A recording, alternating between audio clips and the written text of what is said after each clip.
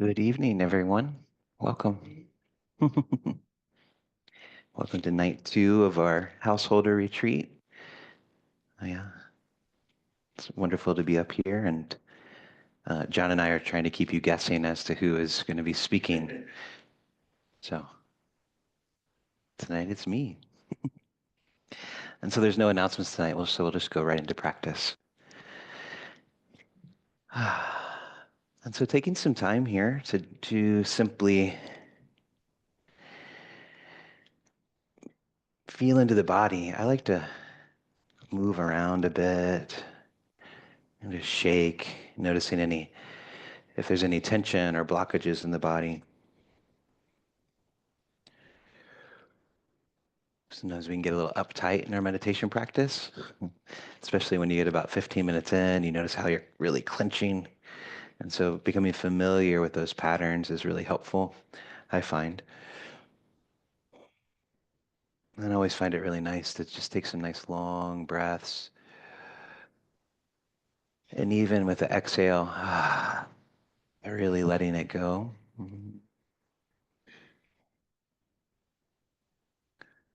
Ah,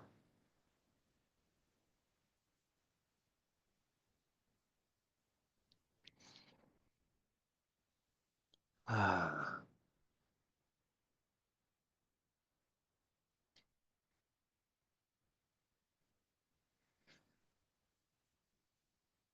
mm. And this entry into practice from our daily life is sometimes a little bit difficult, but take your time. There's no rush here. And so we can begin by just noticing the day still in our body, the momentum from the day, the energy from the day, but also just acknowledging this decision to come here, whether you're in person or on Zoom, to take this time to be in community, to uh, be with yourself, to be quiet, to be still. Definitely acknowledge that, and that goodness, that instinct of care, because this is really an act of care.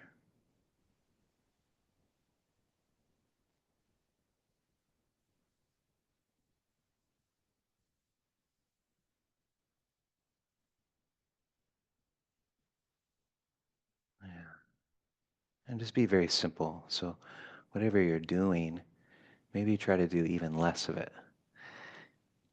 Can it be enough just to breathe and to feel this body, to be in the community of this sangha,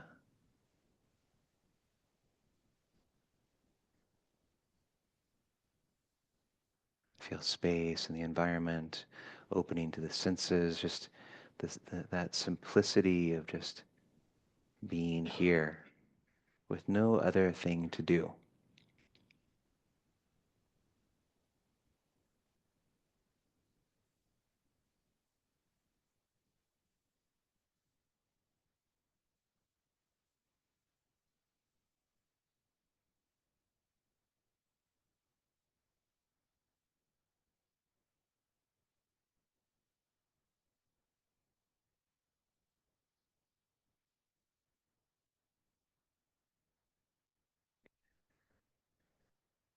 Hmm. Trees have sort of been a theme over the past few weeks for me, but also John talked about trees last night. And one of my favorite aspects of a tree is that it offers shelter to so many beings, home to so many beings.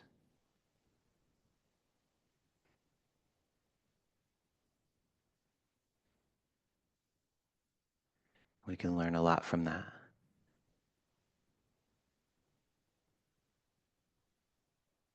There's so much that resides within us. So many things take up residence, visit and leave. The wind blows, the birds come and go. We house so many things here. Can we just simply Be like that tree,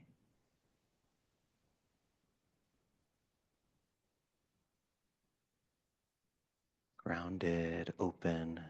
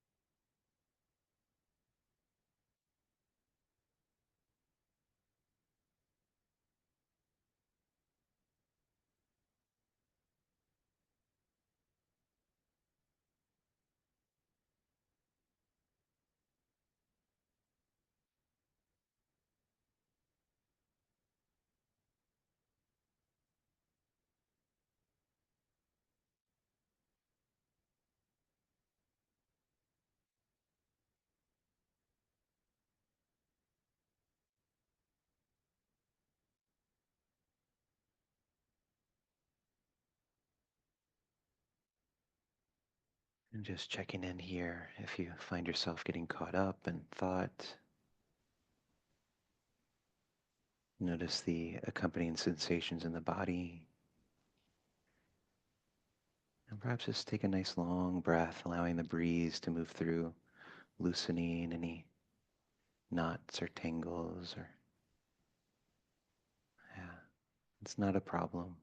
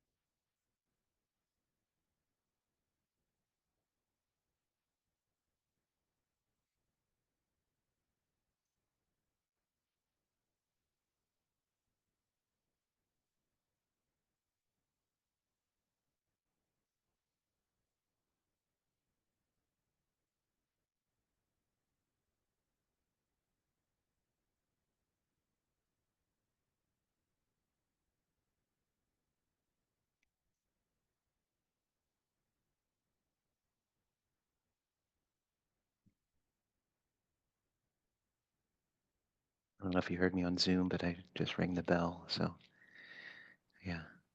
All right. Thank you all. So let's take a little break here. We'll come back at 6:40 Pacific time. All right. Well, thank you all so much for being here. Uh, yeah, it says a lot that you're taking the evening, this beautiful evening out to be with Sangha and to practice. It's a really beautiful thing, and I find it really inspiring. Uh, and I encourage you to really take advantage of this week. It's so nice to have these times where we can kind of I like to think of putting a wedge in the middle of our patterns and our typical ways of doing things and shaking it up a little bit. Even though we're more still than probably we usually are, we're still shaking it up some. So you can really take advantage of this week. And so when I've done these in the past, I sit a little bit longer. I just really devote the time to the practice. Something I find really helpful is to Mingyur Rinpoche says this a lot, and I think this is a pretty typical Tibetan saying is short periods often is much better than one long period once a day. So putting in those little times, maybe even set an alarm for every hour or every 2 hours, and that just reminds you to just stop, take a breath, feel the body. Yeah. And it can be as simple as that, and then just moving on. Because really the meditation practice that, maybe you sit in the morning, that's really just to kind of create the conditions for waking up throughout the day. And so if we do the meditation practice and then we forget about it the rest of the day, it's not even really worth doing. And so the idea is to kind of keep that momentum going and bringing the mindfulness, bringing the awareness and bringing the metta into all aspects of life. And so there's this integration of our practice life and our uh, our normal lives. Yeah.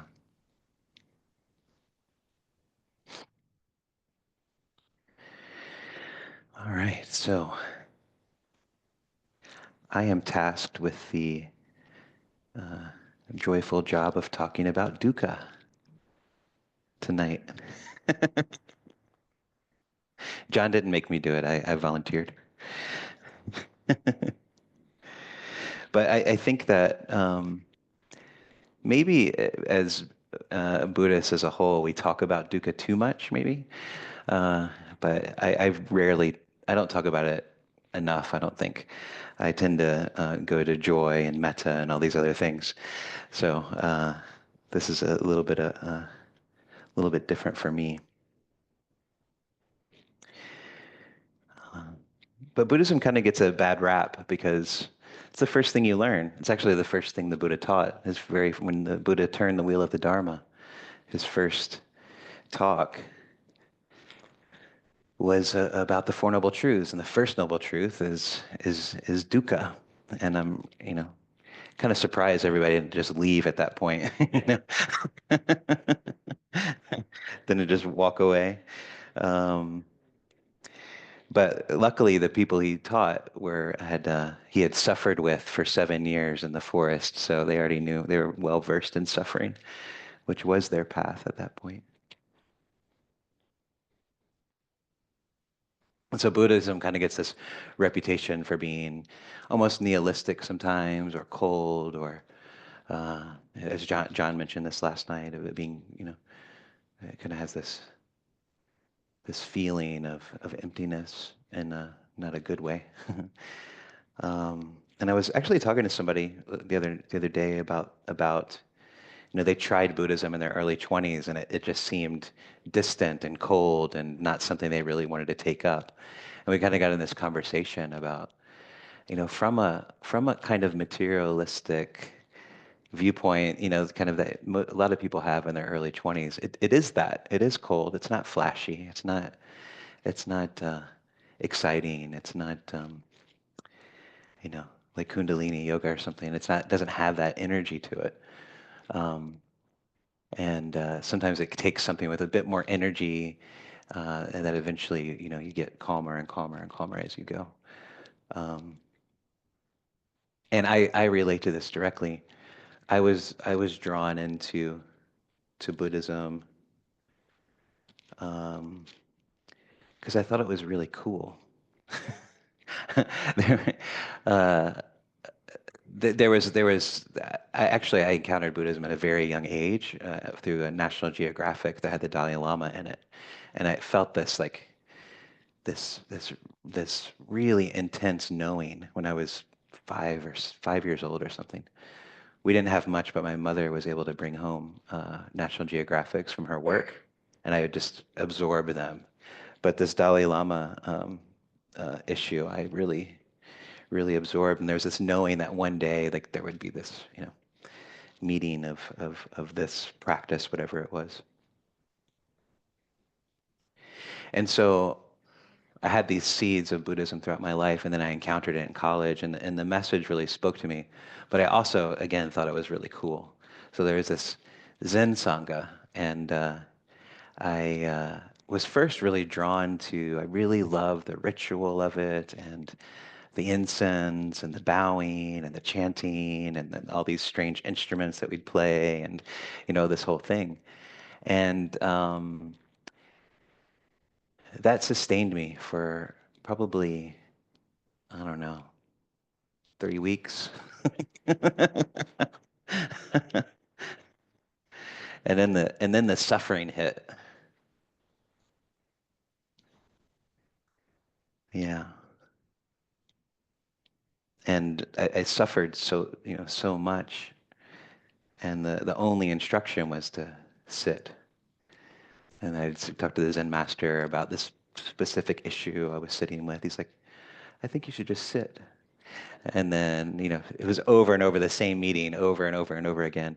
And it taught me a lot. It taught me a lot. Though I was very frustrated and in physical pain and mental pain and emotional pain and all these pains, I learned how to just sit with all of that suffering, to really feel it. Because we can know it. We all know that there's suffering. We all know that we are suffering. We all know that we're carrying burdens. We know that all these things are happening. But do we ever actually really feel it? Like feel it. We all know. We all know. But to feel it is something different.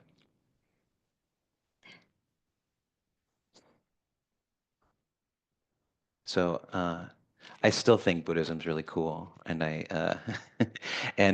like pretty elaborate practices. So my personal practice has a lot of chanting and bowing and incense burning and all kinds of stuff like that, because it's really good for my mind, because I have a pretty busy mind. But the devotional practices are really important for me, just as a way to kind of offer up my all my stuff, all my stuff, and it makes sitting with it a little easier. So dukkha, so the word dukkha, it's translated in many ways, and I think sometimes things that are difficult have uh, lots of translations. There are many words for something that's really difficult, and so typically dukkha is translated as suffering. Um, But dukkha is really a whole spectrum.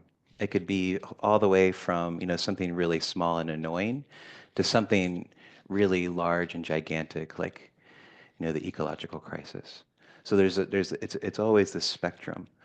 And so unsatisfactoriness is another way of saying it. And I think that's probably how we experience it most of the time, this kind of unsatisfactory feeling that what what's out in the world that's supposed to satisfy us never will. And so even when we get what we want, there's always still something unsatisfactory about it. And so that's dukkha. Um, Another translation I like is stress. Dukkha is stress. Um, Discontent. Uh, Today I thought of fighting with life. uh, Discomfort, dis-ease, lack of fulfillment. And dukkha is really tied in with what John talked about last night, which is impermanence. I mean, they're really inseparable because most of why we suffer is because things are constantly in motion, and so we want things to stay the way they are, and when they change, we suffer.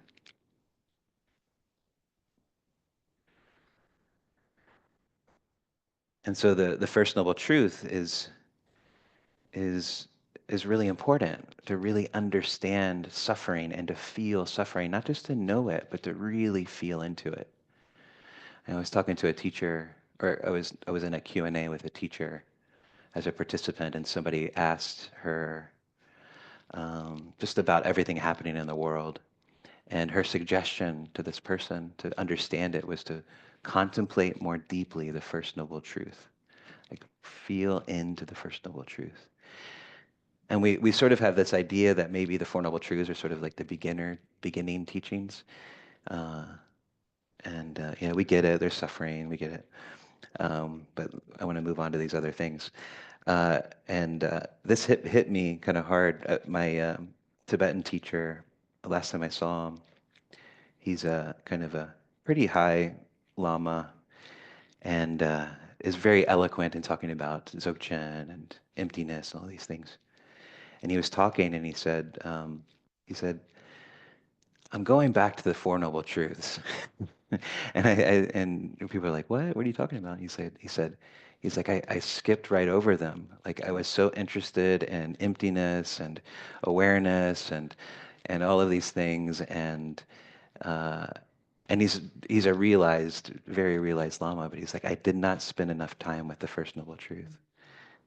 And I thought that was really profound of him saying that.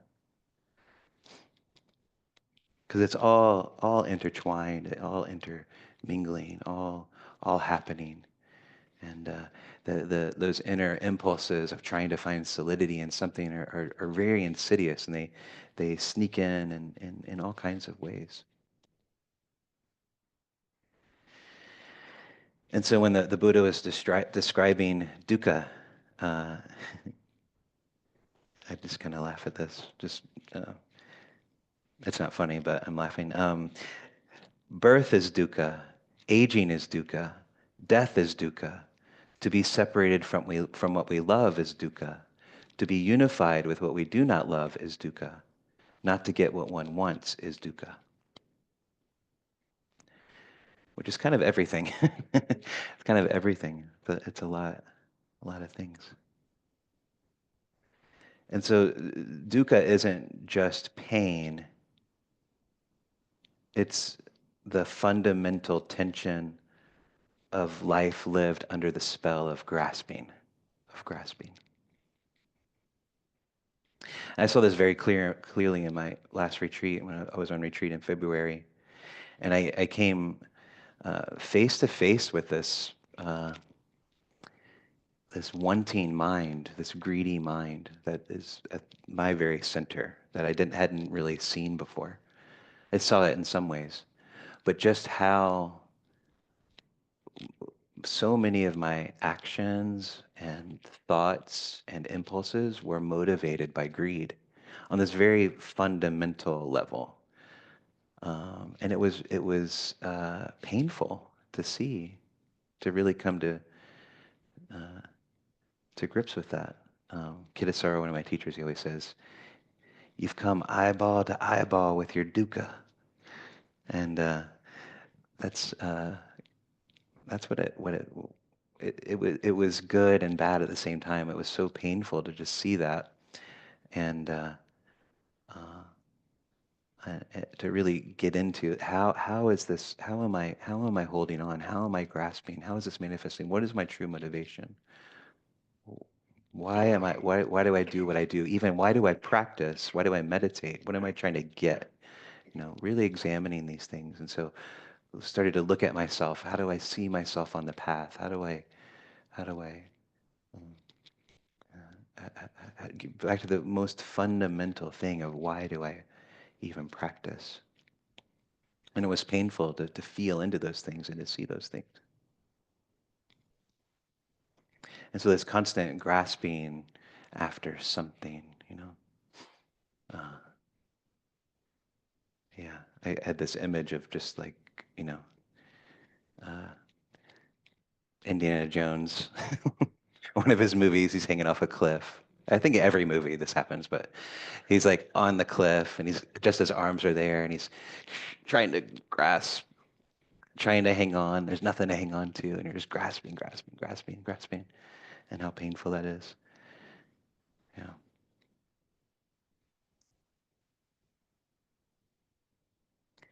And so we can grasp at a version of ourselves that we once were. We can grasp at a relationship or grasp a body or grasp to a world that's no longer the same, that's constantly changing and maybe not in a way that we like very much. And in that grasping, the clinging is the suffering. That is the suffering. It's that second noble truth, a thirst for self or thirst for solidity causes us to continuously cling and grasp and try to hang on. And that itself is the suffering. It doesn't feel very good. It's just like when we're in meditation and we notice we're off on this train of thought and we really feel into the body and our body's gripping. It's like, it doesn't feel very good. That's the body can always tell when we're selfing, when we're grasping to self, because the body really clenches up. And that clenching gets subtler and subtler and subtler. And you start to feel this really subtle clenching. And that every thought and every stream of thought is connected to this physical sensation of the body. And John's always really good at bringing us back to the body, bringing us back to this. And that's what the Buddha emphasized over and over and over and over and over again, because this is the stream of our experience runs through this body. And so we continuously monitor and watch and feel into this body and feel things as they are in their most raw way.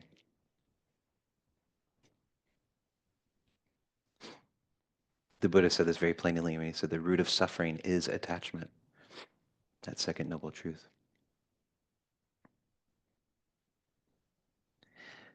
Often I think of how we try to preserve like every moment, and now that we all have phones, there's this constant attempt to preserve.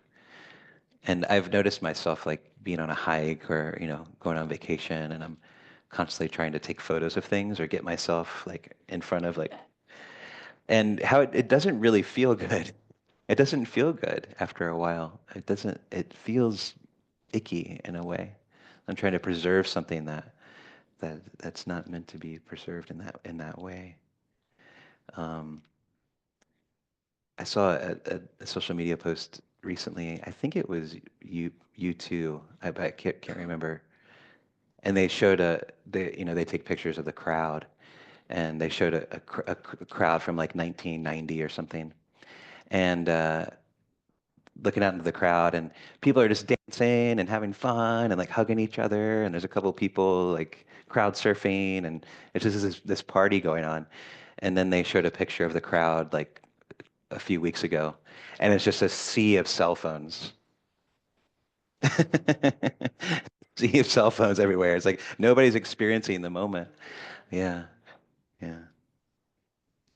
And yeah, I could say more about that, but I'll keep going.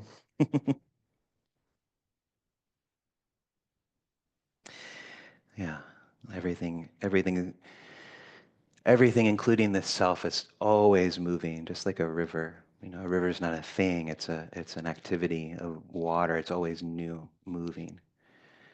And when we grasp, we suffer. But it's really interesting that the Buddha said there is suffering. This life inherently contains suffering. And so suffering isn't something to be avoided. In fact, we could say that suffering in many ways is the path that we're on. The path to liberation begins with suffering. There's always going to be suffering. When we love something, which is one of our most beautiful human quality, we know that at some point we're going to lose that thing. And it's most likely going to hurt. And it's most likely going to hurt really bad. So should we just stop loving? Is the answer to just kind of cut ourselves off from everything?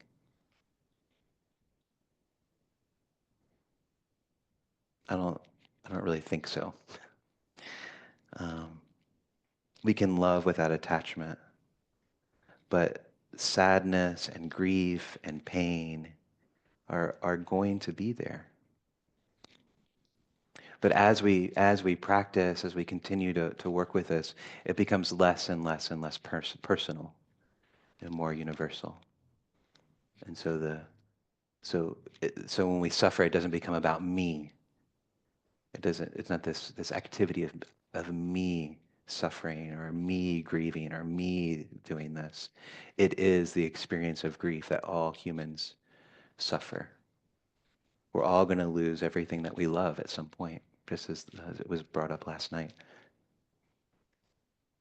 And so I love how the Buddha just puts it out there. It's like we need to come to terms with this thing that's inherently part of life. This is something we need to be with and work with and see clearly and plainly and have courage in this life. The Buddha, himself, when Ananda died, he grieved.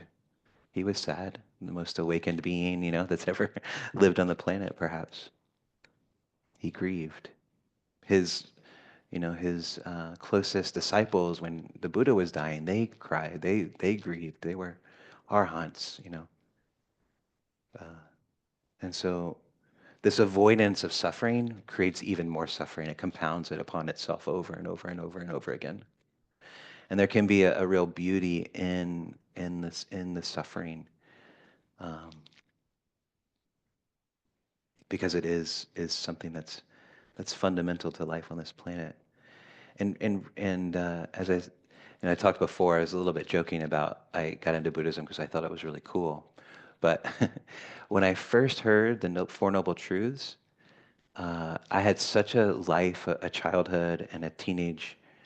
My teenage years were so painful and so isolating that when I heard that first noble truth of life contains suffering, we suffer because we are trying to attach to a self. There's a way out, and then here's the path. What that showed me is that I wasn't alone in my suffering, and that was so liberating for me to know that I wasn't the only one. And I instantly felt this like this this connection with all beings just through that one thing. Just that one thing unlocked so much for me. Yeah. I was at the Spirit Rock teacher training, and Sylvia Borstein was given a talk. She like sat in this chair and talked for 2 hours, and she was asking us. She like looked at me and she said, "What's your favorite noble truth?" And I said, I was like, "The first one." She's like, "What?" She's like, "You're supposed to say the third." Anyway, but I explained it.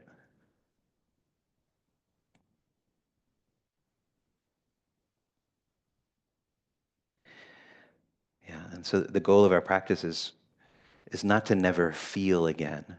It's not to become numb, but to understand what we're feeling more deeply and how we're feeling it. And this is the wisdom. This is where wisdom comes in, really knowing, these truths of what we're talking about this week, of impermanence, of dukkha, of not self, of these very fundamental characteristics of life. What is suffering? What are its causes? And to rid ourselves of all the unnecessary stuff that compounds the suffering. Because that's where most of the suffering happens, is in our story about it.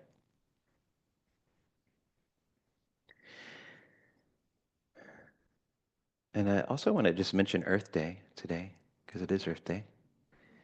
And, dukkha is also is the ache of the world. Like this is, if it's true that there's no self, then we're all kind of feeling a collective, uh, impersonal earth. We're feeling the earth. We're expressing the earth.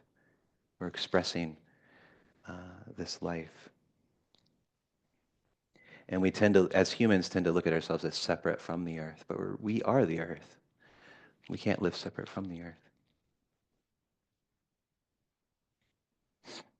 Even if we one day live on Mars, we have to take a little bit of the earth with us, or we can't live there. We have to create the conditions of earth there in order to, so it's still earth, in my opinion. But as we're breathing, we are the earth. We're breathing as part of the earth. We're not separate from it. And the more we understand this, the more we'll take care of it. And so as we bear witness to um, the climate crisis, the loss of biodiversity, the heartbreak of war and injustice, these are very real things, and where it's the earth feeling. It's not just this single individuated self that's feeling that. And so we're processing as a planet, yeah, which expresses itself in our own grief, in our own sadness, in our own action, in our own compassion. And so a lot of us at this time feel this really deep unease. That's another definition of dukkha, unease or dis-ease. And, grieving what's lost and a fear of what's to come. And so you could call this the dukkha of interconnection. Because if we weren't interconnected, we could isolate and insulate ourselves and kind of go into our cocoon and just sort of live out the rest of our life in comfort and safety.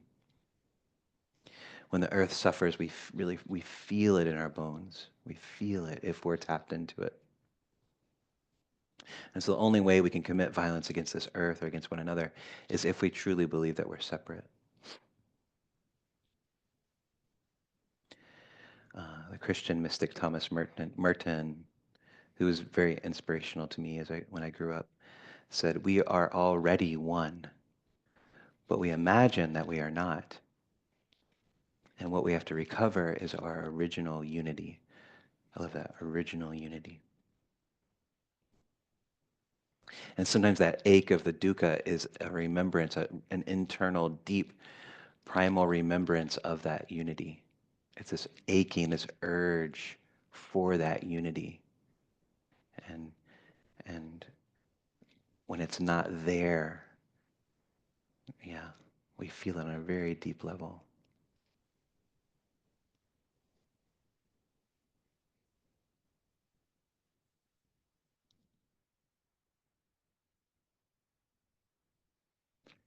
So Pope Francis, who just passed away, he said the earth herself cries out to us because of the harm we have inflicted upon her. It cries out through us because we are the earth.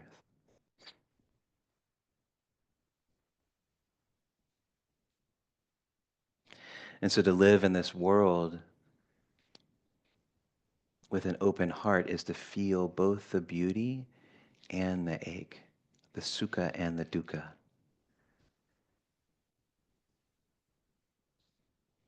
And when we allow this, when we open our heart, we make room for dukkha, not as something to escape, but as something to understand more deeply. Yeah.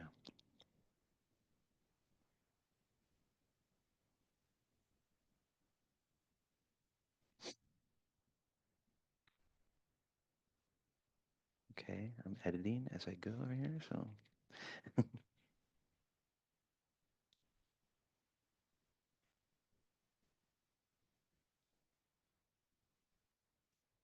just want to just kind of echo some things that John said last night, just about impermanence. Uh, and sometimes we think about impermanence or the way it's talked about out there. It's like, everything is changing. Get used to it. It's just the truth of the way things are. And that's a little harsh to me.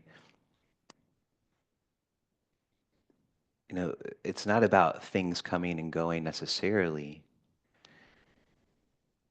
but it's about motion, not just decay, but unfolding, this continuous change.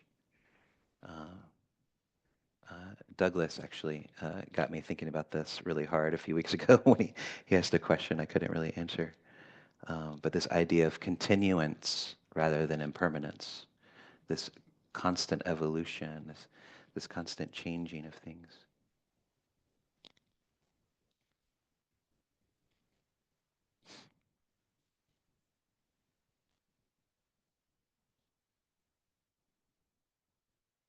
It's like the river image I used earlier. So we give it a name, the Yuba or uh, the Ganges.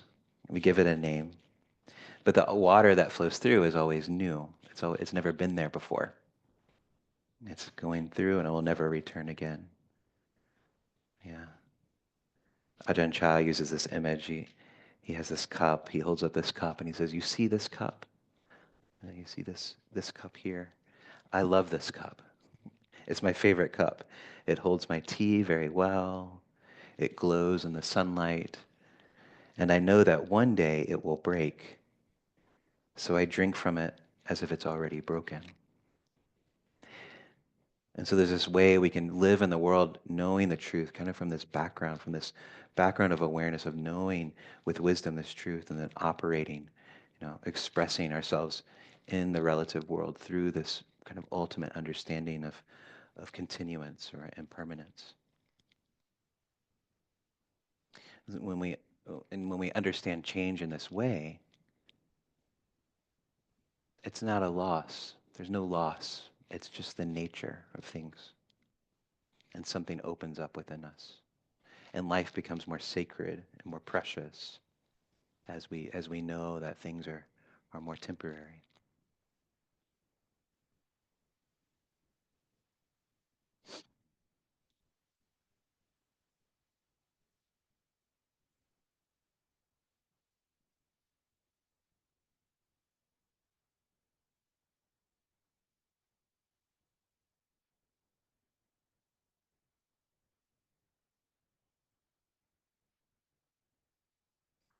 And so just at some point this week we'll start talking about not self or no self or the self. This will be we'll continue this. And so if this is true, if things are impermanent and we try to grasp at things and that causes dukkha, then if everything's impermanent, how can there be a self?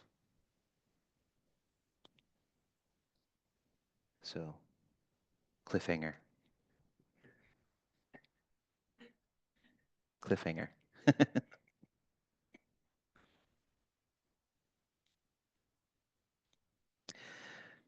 So let's just pause right there for a moment.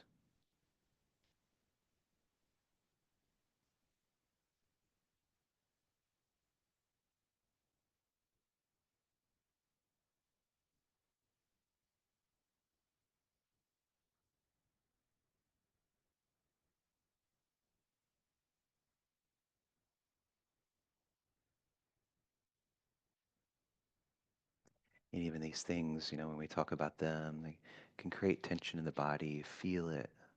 There's this grasping, this holding. As the body carries a lot of wisdom. It's pointing things out to us. And so just let these words disappear like snow falling on water.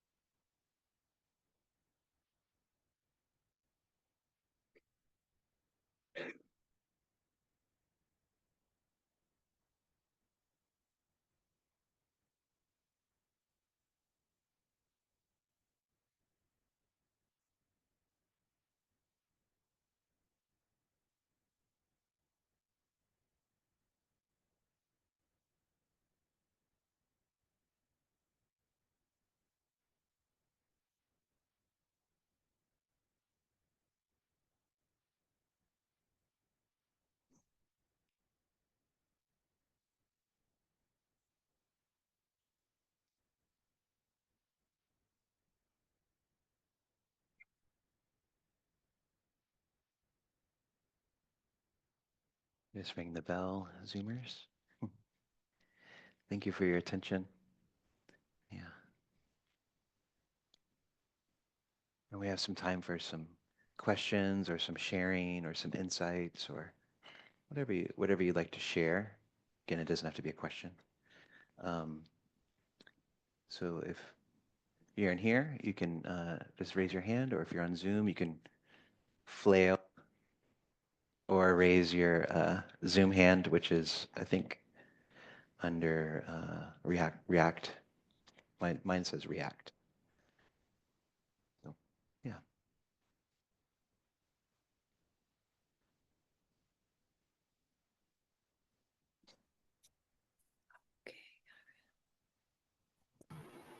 Adam, we have a question from Oh, Priscilla on Zoom. hi, Priscilla. Hi, Adam. Thank you for the talk. It was very helpful. I think what I'm curious about when you spoke of spending time with suffering, and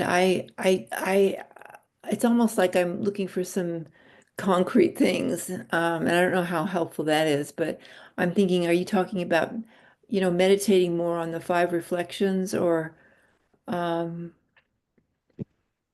I'm just curious what you would say, in response to putting that into practice. Yeah, the five reflections are really great to work with. And I don't mean to, spend all of our time, you know, um, sort of wading into pain, because that's unproductive as well. Because then we're Right. just then we're just contemplating dukkha, and that's not always going to get us to where we want to be. But as things come up, sometimes in meditation practice we can tend to get pretty conceptual, and so there can be a cognizing of the suffering or of what we're going through without really feeling it in the body. And I think it's really important to feel what it feels like in the body. And in that way, then it can process through. Because if they're just keeping it in an abstraction, just in this thought field, and we're not bringing it into the body and processing it, then it's gonna just stay there. And so as I don't mean to call them up or to try to have suffering, um, but as we're sitting in practice and something comes up, notice the habit of wanting to get rid of it or to pass over it, and instead, as it comes up, feel it in the body. What does it feel like in the body? And that might take you to various other places. So it's not contemplating it, but it's actually feeling things. You know, we can you know uh, carry burdens around for a really long time and know that they're there without feeling them. This happens on retreat a lot, where people come in with all this stuff, stress, and then they finally get into this place that's so much different than normal everyday life. They didn't even realize um, how much stuff there was, because they never allowed themselves to feel it. And then they come into retreat and they can actually begin to feel it and process it. But we can do this in everyday life and our everyday practice as well. So, um, yeah, I'm just noticing those patterns of avoidance or passing over, or bypassing, and and trying to feel them in the body, how they affect us on a really somatic level. Does that make sense? It does. I guess I just was curious also, and that's, that's very helpful.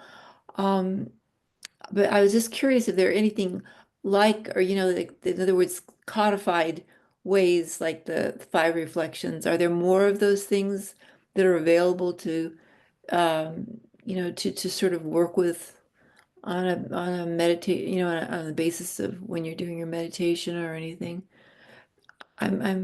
Yeah. I mean, I think compassion practices are really helpful, just to really lean into interbeing and the sharing of suffering with all beings. I think those have been really helpful for me. So stuff like Tonglen and things like that help me to contextualize my own pain and to feel it. But yeah, do you have anything you'd like to say? Yeah, John would like to comment. I will comment. You know, one of the wonderful practices I have done over the years that has to do with dukkha is just being able to name, you know, what is it I'm feeling? What Mm, emotion? mm, Am I angry? Am I afraid? Am I desireful? Whatever. But just being able to name it, it's incredibly how the our intelligence is so fantastic because it actually can take and recognize what it is and actually change of you could say change of heart, you know, because a lot of it is just based on some form of clinging, you mm, know. So I think it's a really good practice, you know. I'm sad or I'm angry or I'm afraid, you know, I'm wanting endless, but just being able to name it and then feel it. And mm, yes, you have to feel it in the body. So that's my 2 cents worth of that. You know, mm, it's it you know our language is incredibly powerful to be able to um, clarify. Sometimes we don't even know what we're feeling, and if we take and we can actually start to dissect it and get it down to what is a very primal, uh, you know, emotion, mm, and we're creatures, you know. mm, So thank you. That was all I was going to say. mm. Yeah. Uh-oh. I don't know who was first. Liz. Yeah, Kathy, Lee's on there too. This is Corinne, and what you just said, John, reminds me of a Buddhist saying that is, name it to tame it. Mm. Same. Uh, Kathy And Lee yes. online. Kathy Lee.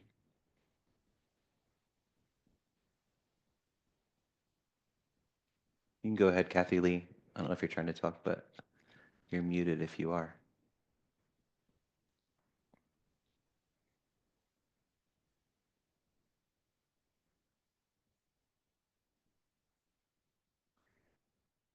All right. Well, we'll come back to you. We have another question in the hall. Kathy, okay? Yeah, go ahead. Hi, this is Allison. I don't know that I have a question so much as a reflection, and it's about grief and suffering and having an argument with reality or having an argument with what is. So when it comes to the climate crisis, I'm definitely in the grief is suffering end of things because I'm having an argument with reality about what's going on. Mm, I don't want it. I don't like it. It's painful. It hurts. But I've had other kinds of griefs, other kinds of losses that have been like the bottom falling out. And that is not suffering. It's a very different experience. And um, when grief is not fought, when you're not in conflict with it, when you're not in an argument over the loss, whatever that loss happens to be, it's more like a big opening. mm, So those are my observations mm, on grief and suffering. mm. Thank you.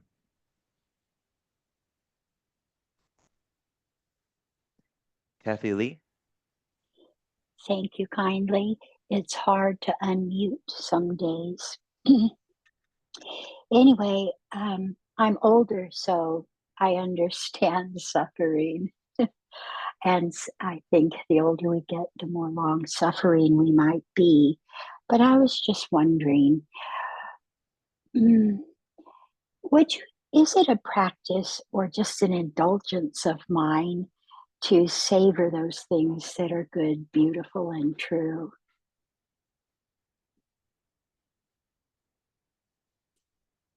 think so. Just as we want to feel dukkha fully, we want to feel beauty and and all of these things more fully. Yeah. And I think as we practice, we naturally do. One of my favorite sayings is from Dogen, who says, "Enlightenment is intimacy with all things," and so that's a more of a depth of feeling. That's not about. It's about beauty in its purest sense, without the interruption of grasping. Um, or as John said last night, getting out of our own way and just experiencing what's there. So I don't think it's an indulgence. What a relief. Thank you.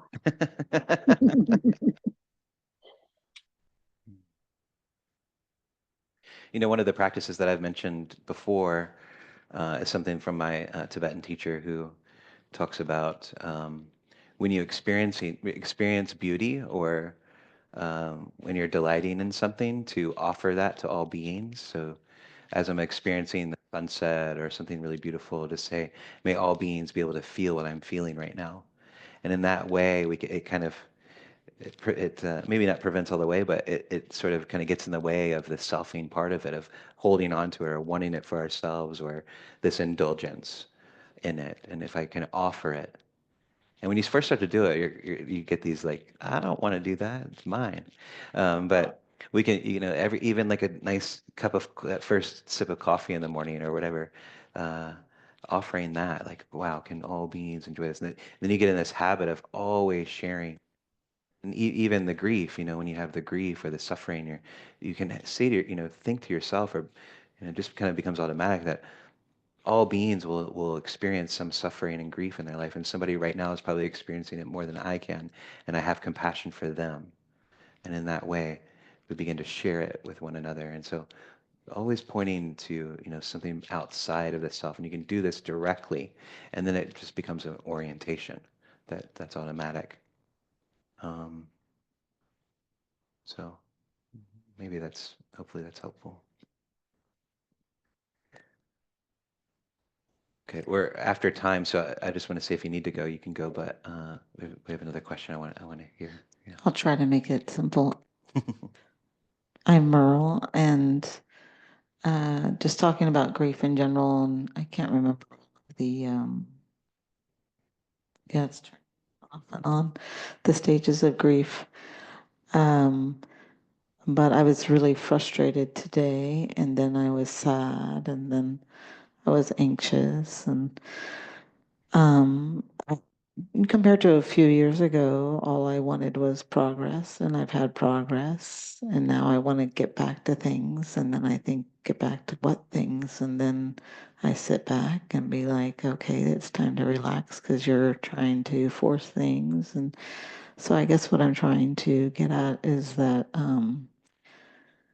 there's so much conditioning in me that I am working with, but yet there's so much progress that I'm working with. And then there's so many things that are coming up and falling away. And I guess I don't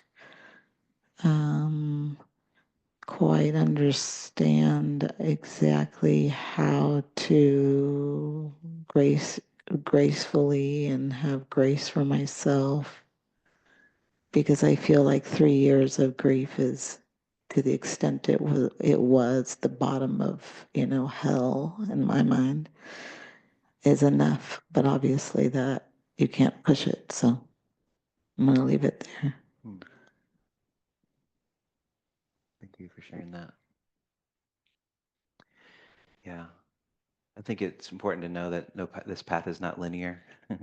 It's up and down and circular and all over the place, and to not judge that.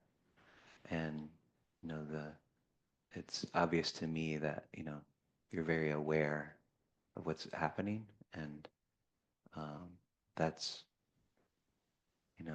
that's all we're trying to do, is become more and more aware of our patterns, our conditioning, feeling into life in a much more intimate way.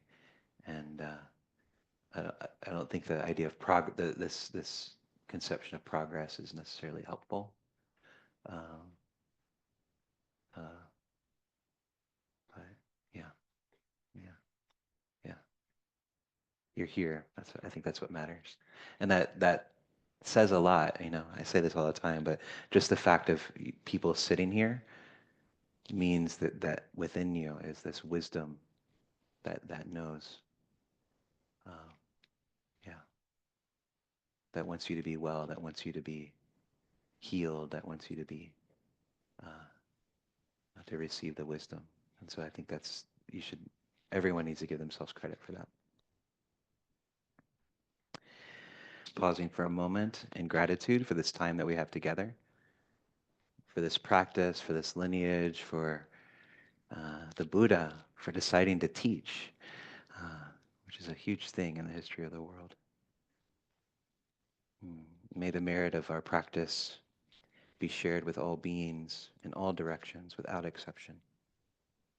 May our hearts continue to open. May we grow more wise. And may we all awaken. May all beings be free from suffering and the conditions of suffering.